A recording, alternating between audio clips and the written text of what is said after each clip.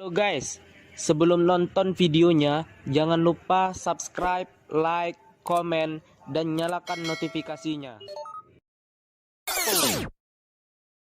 A'udzubillahiminasyaitonirrajim. Bismillahirrahmanirrahim. Assalamualaikum warahmatullahi wabarakatuh. Alhamdulillahirabbil alamin wa bihi nasta'in ala umuri dunya waddin. Wassalatu wassalamu ala asyrafil anbiya'i wal mursalin wa ala alihi wa sahbihi ajmain. Rabbi shrah li sadri wa yassir li amri wahlul 'uqdatam min lisani yafqahu qawli. Amma ba'd. Pertama-tama, marilah kita memanjatkan puji dan syukur kita kepada Allah Subhanahu wa Ta'ala atas rahmat, karunia, dan hidayahnya. Kita dapat diberikan kesehatan, nikmat Islam, nikmat iman yang senantiasa akan selalu menjadi nikmat yang menjadi kebanggaan kita semua untuk selalu bersyukur kepada Allah Subhanahu wa Ta'ala. Yang kedua, salawat serta salam marilah kita aturkan kepada junjungan kita Nabi besar Nabi Muhammad sallallahu alaihi wasallam yang telah membawa kita dari zaman kegelapan menuju zaman yang terang benderang ini, dan semoga nantinya kita dapat menantikan syafaatnya beliau di akhir zaman. Amin. Baiklah, Bapak Muhammad Rafiq Anwar sebagai pengampu mata kuliah metodologi pembelajaran pendidikan agama Islam dan teman-teman semua, di sini saya akan mempresentasikan hasil dari makalah saya yang bertemakan tentang pembelajaran fikih. Saya Agung Priyono, nomor NIM 1911005.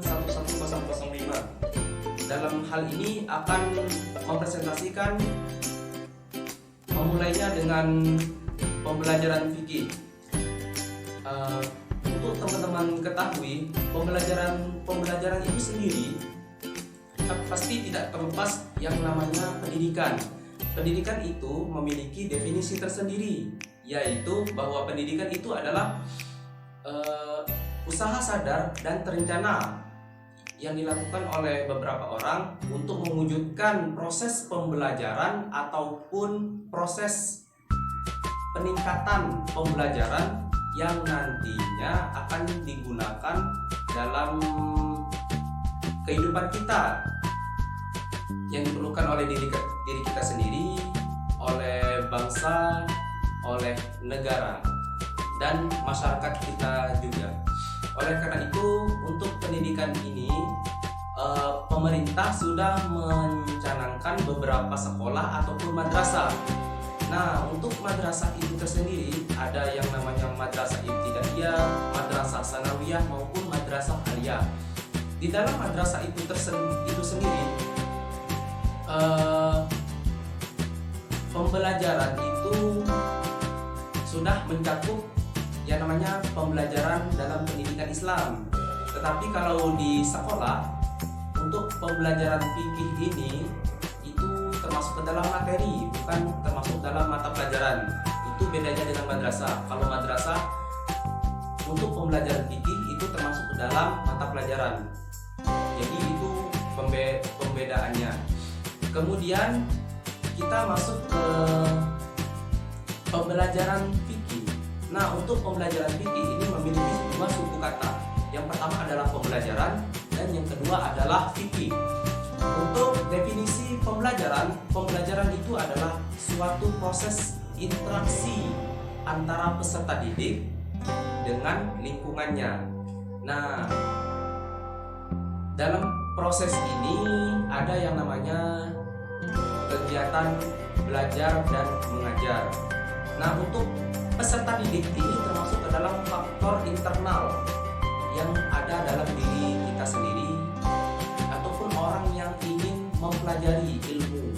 Kemudian untuk faktor eksternal itu termasuk ke dalam kategori lingkungan yang tadi sudah disebutkan.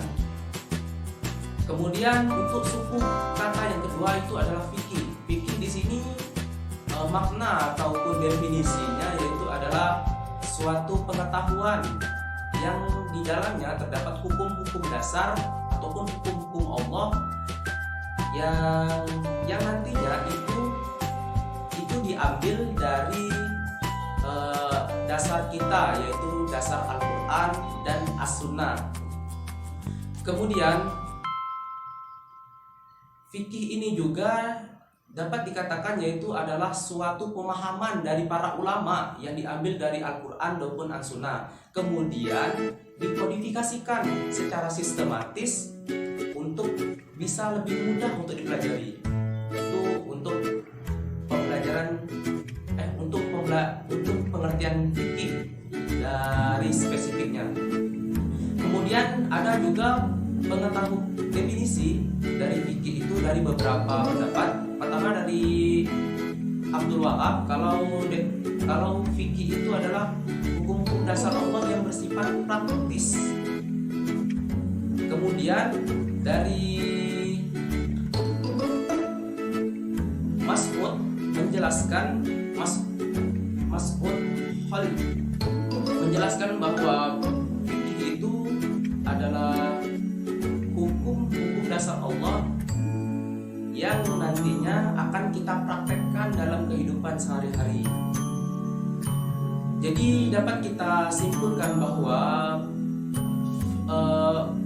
pembelajaran fikih itu adalah suatu ilmu yang membahas tentang syariat Islam yang di dalamnya terdapat hukum-hukum yang dikodifikasikan sehingga kita dapat mudah mempelajarinya. Hukum-hukum ini terdiri dari 5. Kalau di dalam orang yang mukallaf itu terdapat 5 hukum. Yang pertama adalah wajib, kemudian sunnah, mubah, makruh, dan haram. Itu untuk hukum yang biasa kita kenali secara detail. Kemudian fikih ini banyak macamnya, seperti ada fikih ibadah, kemudian ada fikih muamalah, ada fikih munakahat, dan masih banyak lagi untuk macam-macam ataupun jenis dari ilmu fikih. Jadi itu untuk pengantar tentang pembelajaran fikih. Kemudian kita masuk ke tujuan dari pembelajaran fikih.